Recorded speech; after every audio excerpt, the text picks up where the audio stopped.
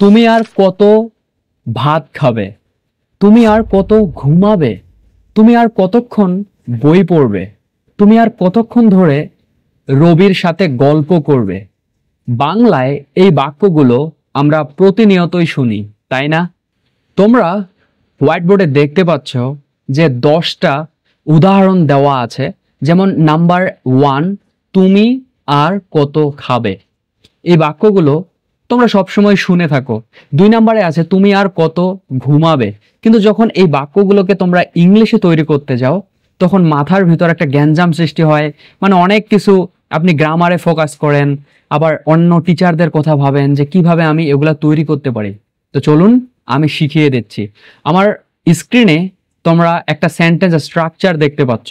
এই sentence structure অনুযায়ী সব সময় এই বাক্যগুলো আর কি যখন শুনতে থাকবে, যেমন তুমি আর কত খাবে, তুমি আর কত ঘুমাবে, এইভাবে যখন এই বাক্যগুলোকে শুনবেন এই স্ট্রাকচার অনুযায়ী তৈরি করবেন, আপনি সম্পূর্ণ ইংলিশে কথা বলতে পারবেন এবং ইংলিশে এই সেন্টেন্সগুলোকে তৈরি করে নিজের ভিতর একটা মোটিভেশন তৈরি করতে পারবেন। তো চলুন তাহলে 1 নম্বরে চলে যাওয়া যাক।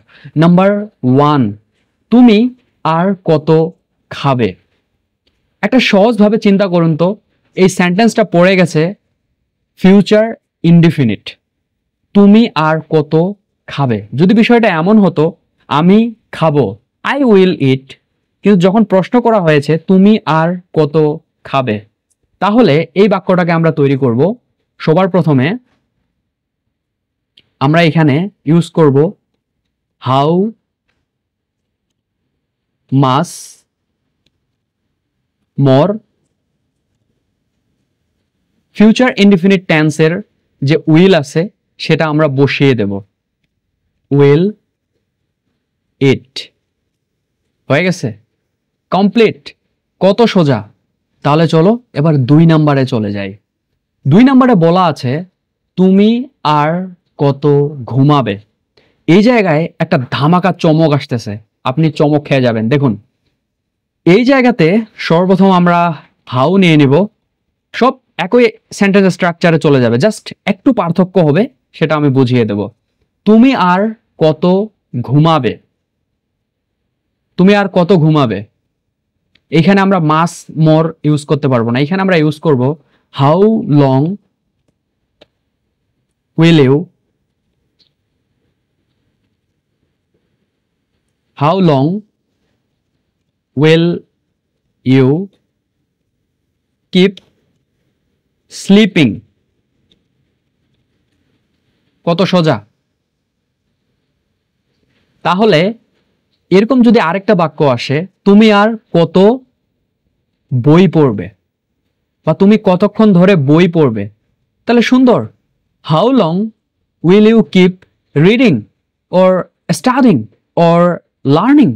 যখন একটা বাক্য শিখে যাবে এরকম 1000টা বাক্য তৈরি করতে পারবে। সবার প্রথমে তোমাকে স্ট্রাকচার বুঝতে হবে এবং এই যে বাংলাটা করতেছ এই বিষয়টা তোমার মাথায় রাখতে হবে। তাহলে আমরা এবার 3 নম্বরে চলে যাই। তুমি আর কত দেরি করবে। সোজা, how long will you keep delaying. কেন কিপ ব্যবহার করছি? তুমি আর কত দেরি করবে। বাংলা এই বাক্যগুলো আমরা শুনি না, তুমি আর কতক্ষণ অপেক্ষা করবে, how long will you keep waiting. আমরা এখানে একটা ভার্ব নিয়ে নিয়েছি, কিপ। ওকে, তারপর 4 নম্বরে তুমি আর কত সময় নষ্ট করবে। সোজা, how long will you waste your time. অনেক সোজা, শুধু সেন্টেন্সটা তোমাকে বুঝতে হবে কি ধরনের প্রশ্ন করছে। এবার 5 নম্বরে চলে যাব আমরা। তুমি আর কতদিন এমন থাকবে। কতদিন এমন থাকবে, চিন্তা করো না কেমনে এই বাক্যটাকে ইংলিশে তৈরি করা যায়। চলো, হাউ লং উইল ইউ, থাকার ইংরেজি কি? এমন থাকবে, stay like this. তুমি আর কতদিন এমন ব্যবহার করবে, মানে তোমার আচার আচরণ কি পরিবর্তন করবে না? How long will you behaving like this? তাহলে আমরা যদি 6 নম্বরে চলে যাই, তুমি আর কত অজুহাত দেবে? অজুহাত, এই জায়গাতে একটা খেলা চালু হয়ে যাবে। চলো হাউ দিয়ে দেই। How much more will keep এক্সকিউজিং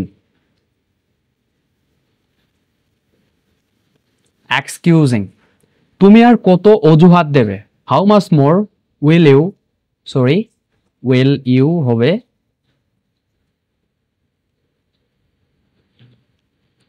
will you keep এক্সকিউজিং।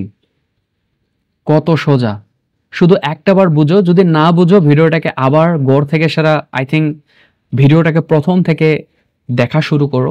কথা বলার মাঝে কোনো একটা যদি ভুল শব্দ বলে ফেলে থাকি আমাকে মাফ করবেন। তাহলে এবার আমরা 7 নম্বরে চলে যাই। তুমি আর কত অভিযোগ করবে? পারবে না? তুমি আর কত অভিযোগ করবে, এই 7 নম্বরটা আমি তোমাদের জন্য রাখে দিলাম। তারপরও মুখে বলে দেই আসল অ্যান্সারটা। তুমি আর কত অভিযোগ করবে? How much more will you keep complaining? তুমি আর কত অভিযোগ করবে? তাহলে 8 নাম্বারটা, তুমি আর কতদিন অপেক্ষা করবে? সোজা how long will you keep waiting? How long will you keep waiting? তুমি আর কতদিন অপেক্ষা করবে? তারপর 9 নাম্বারে, তুমি আর কত টাকার পেছনে দৌড়াবে? খুবই সুন্দর একটা বাক্য। আমরা প্রতিনিয়তই শুনি না যে এই লোকটা খুবই টাকার পিছনে দৌড়ায়, এই লোকটা একটা টাকার লোভী।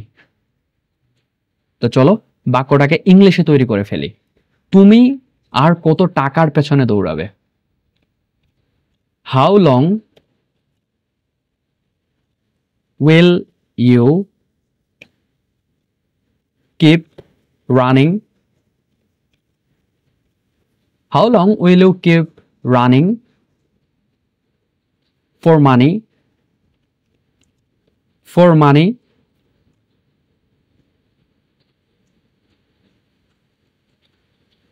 তুমি আর কত টাকার পেছনে দৌড়াবে? How long will you keep running for money?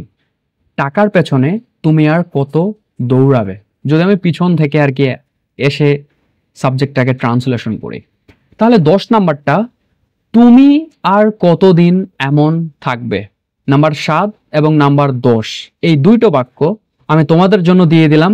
তোমরা সঠিক উত্তর দিয়ে আমার কমেন্ট বক্সে জানিয়ে দাও। এবং এরকম যদি আরো অনেক বাক্য প্রয়োজন হয়, কেমনে ইংলিশে তৈরি করতে পারি, কেমনে ইংলিশে কথা বলতে পারি, বা হঠাৎ কেন আমি মাস মোর থেকে হাউ লং ব্যবহার করতেছি, বা কিপের পরে কেন আইএনজি ব্যবহার করতেছি, এইরকম অংশগুলোও যদি জানতে চাও তাহলে আমি অবশ্যই ভিডিও আকারে তোমাদের দিয়ে দেওয়ার চেষ্টা করব, এবং ইংলিশকে কিভাবে আরো অনেক উন্নতির জায়গায় নিয়ে যেতে পারি।